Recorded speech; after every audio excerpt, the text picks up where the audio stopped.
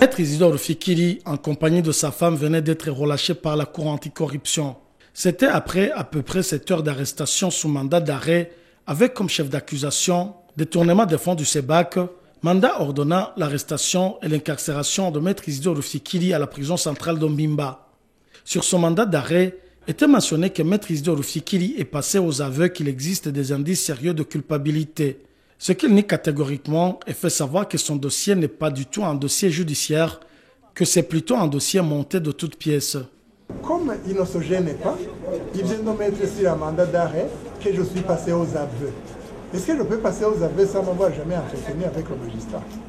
Le magistrat a même refusé d'accepter mes avocats de la défense.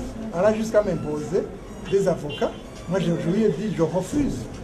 Je sais que ce dossier n'est pas un dossier judiciaire, c'est un dossier monté de toutes pièces par le pouvoir exécutif et le parti, au pouvoir juste pour se débarrasser d'un homme qui fait des déclarations gênantes et dont ils ont peur de reprendre un nouveau mandat à la tête de ce barreau.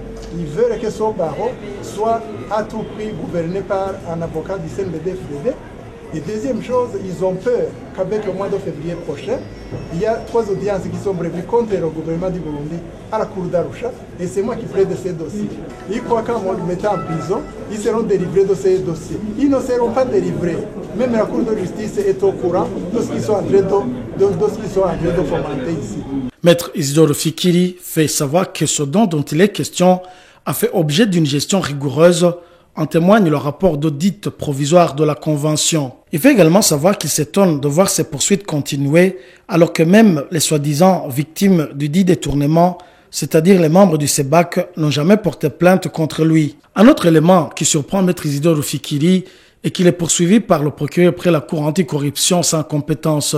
Vous saurez que dans l'intervalle de 2 heures, le bâtonnier Isidore Fikiri a reçu 2 mandats d'arrêt portant des chefs d'accusation différents.